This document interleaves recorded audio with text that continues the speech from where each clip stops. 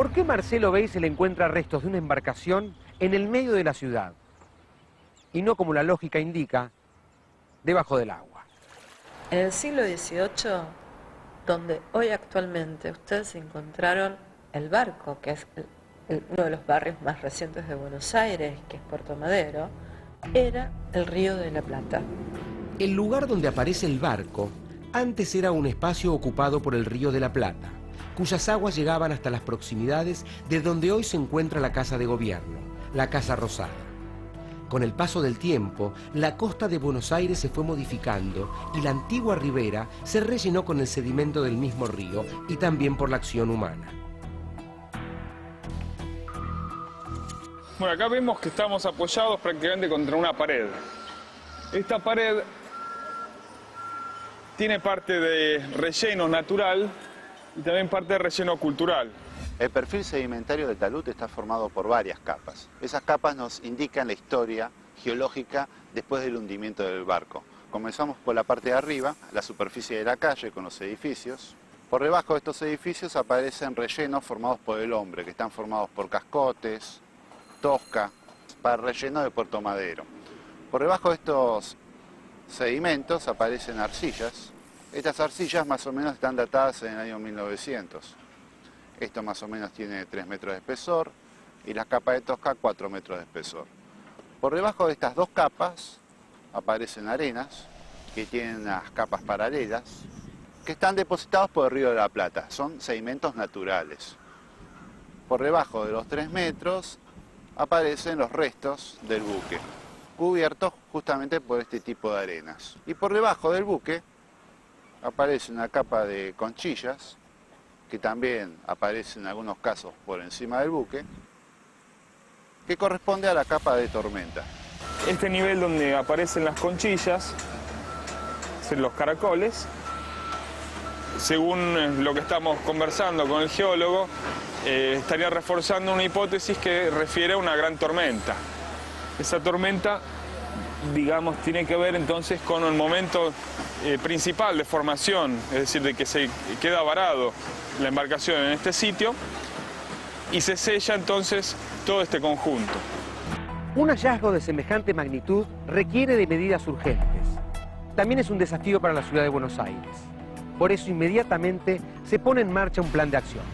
Se generó una gran conmoción en el gobierno de la ciudad porque tomamos inmediata conciencia de la importancia del hallazgo. La arqueología de rescate que nosotros veníamos haciendo, la veníamos haciendo en lugares más acotados, en dimensiones más pequeñas, y esto fue una situación que puso realmente al punto de tener que ver cómo organizábamos una cosa que nos superaba frente a todo lo conocido hasta ese momento.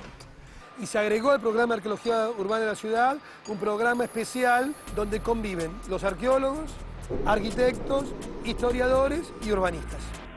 Cuando me tocó llegar el 2 de enero al sitio, lo primero que me impactó fue la condición desfavorable del sitio en términos de conservación, porque hacía un calor descomunal.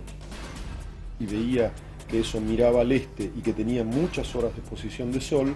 Una de las primeras cosas que recuerdo claramente en ese momento dije fue, la verdad que en términos de posicionamiento territorial no es una buena condición en función de la conservación de los materiales.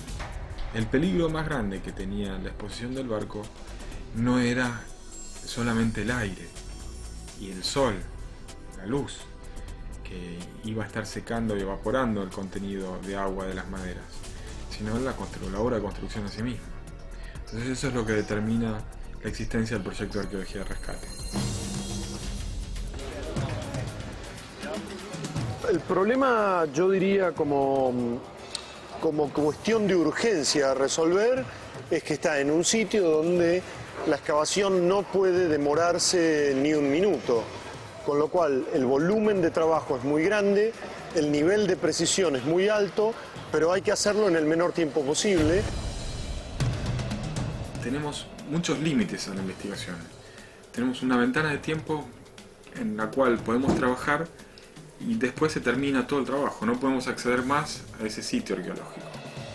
Una de las tareas o de los desafíos que tuvimos fue lograr escindir o separar este pedazo de obra de la obra en general.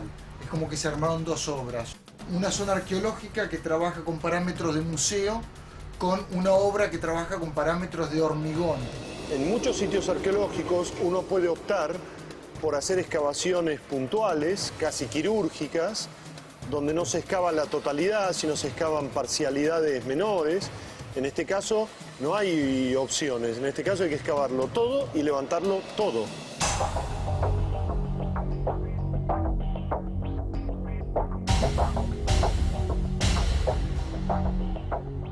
A pesar del paso del tiempo, el barco está en excelente estado de conservación.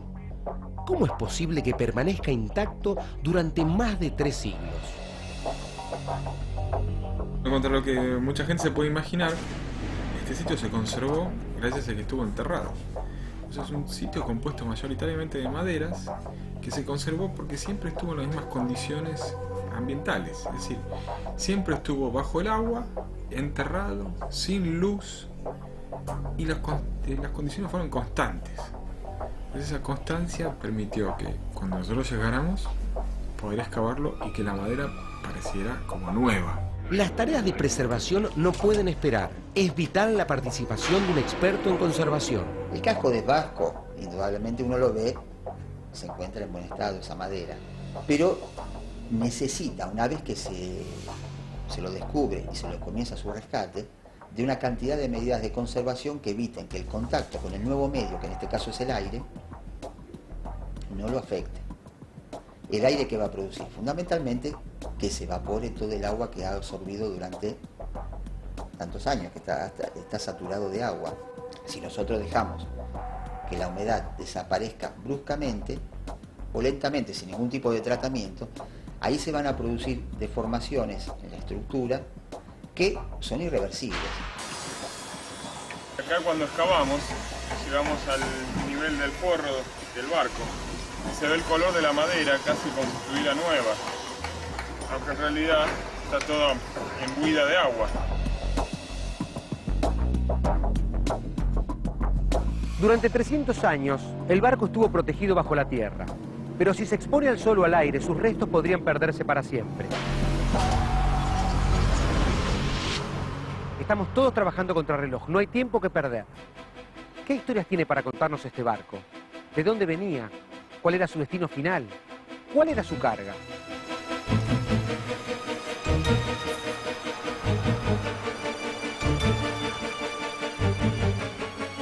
Ya volvemos con Hundido, misterios de un barco en Buenos Aires.